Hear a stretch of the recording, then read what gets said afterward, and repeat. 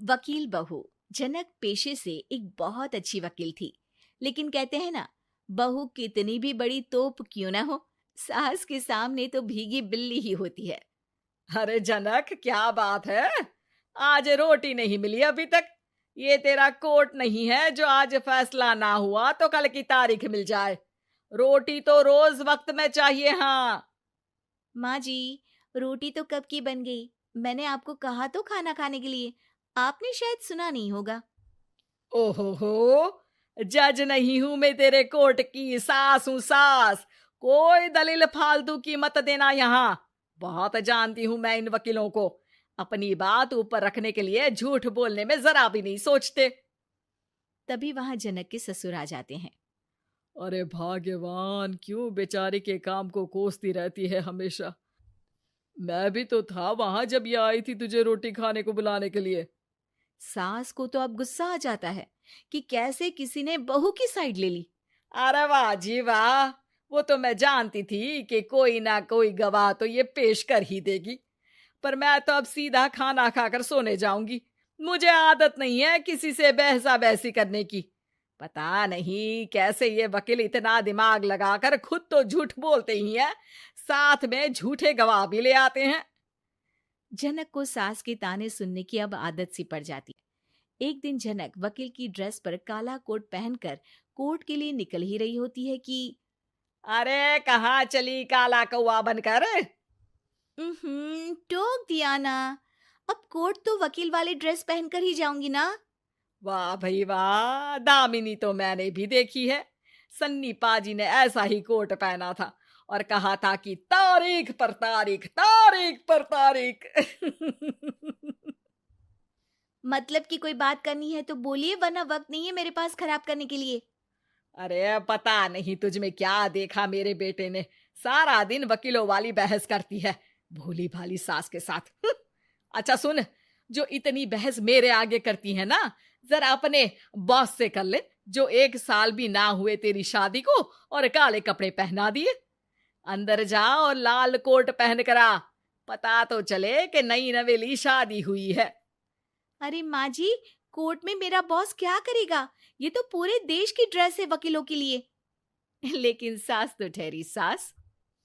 अच्छा, तो कोई जरूरत नहीं है 2-4 साल कोर्ट जाने की। शादी थोड़ी पुरानी हो जाए तब इजाजत दे दूंगी मैं तुझे काले कपड़े पहनने की। अब क्या था, मन मारकर जनक को लाल रंग का कोट पहनकर कोर्ट जाना पड़ता है। उसके जाने के बाद आहा, बढ़िया, ये पूरे देश की ड्रेस की बात करने वाली। अरे पहना दिया ना लाल कोट।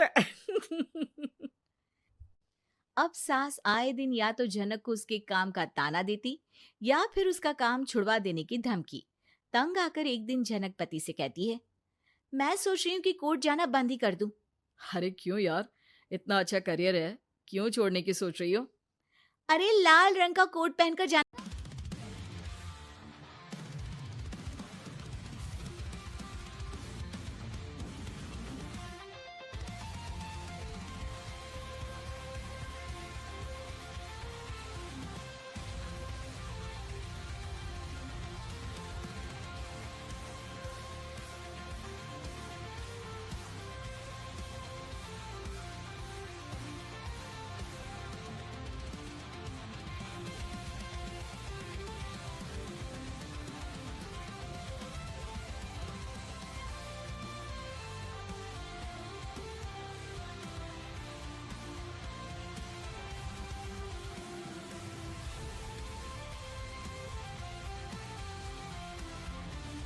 पड़ता है।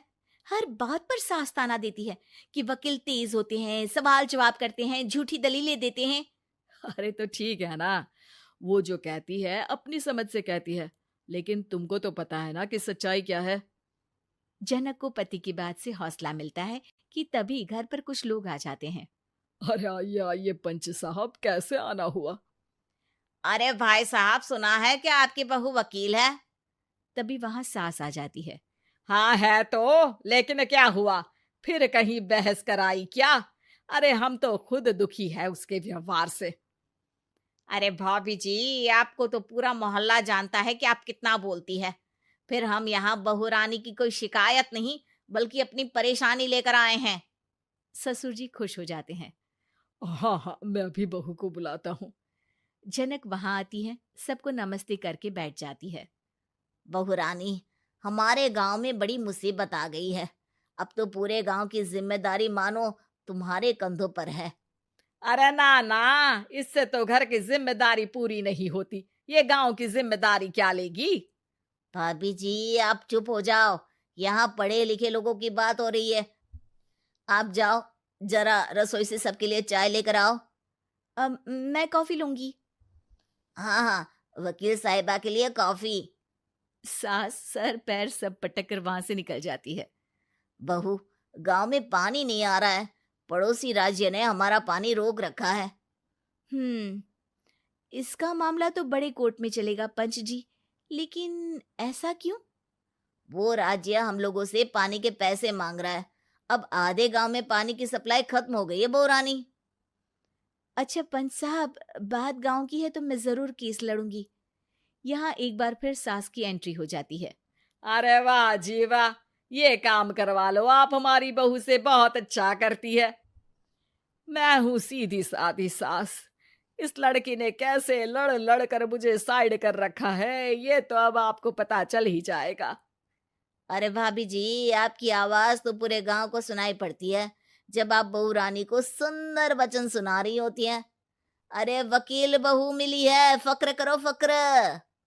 हाँ जी हाँ, सारी फकर तो हम लोग ही करें। खैर, अब जो केस लड़ेगी और पानी गांव में आ जाता है तो पंच साहब लिख कर देना होगा कि हैंड पाइप में सबसे पहले मेरी बाल्टी और घड़ा भरेगा। अरे फिर तो हम बहू रानी के नाम पर घर पर ही सप्लाई दे देंगे, लेकिन ये इतना आसान नहीं है। बहू, गांव के पास अभी वकील करने की भी पैसे नहीं है तो। अरे पंच साहब, ये मेरे गांव का मामला है। मैं आपसे एक भी पैसा नहीं लूंगी। सास को बहू की बात पर गुस्सा आ जाता है, लेकिन सबके जाने के बाद झनक मन लगाकर गांव की परेशानियों को दूर करने में लग जाती है। और वो दिन भी आता है कि झनक केस जीत जाती है। अरे आज तो प्लम्बर आकर घर तक पाइप लगा गया है। खुश हो जाओ, मेरे कारण तुम लोगों को घर के अंदर ही पानी मिल जाएगा।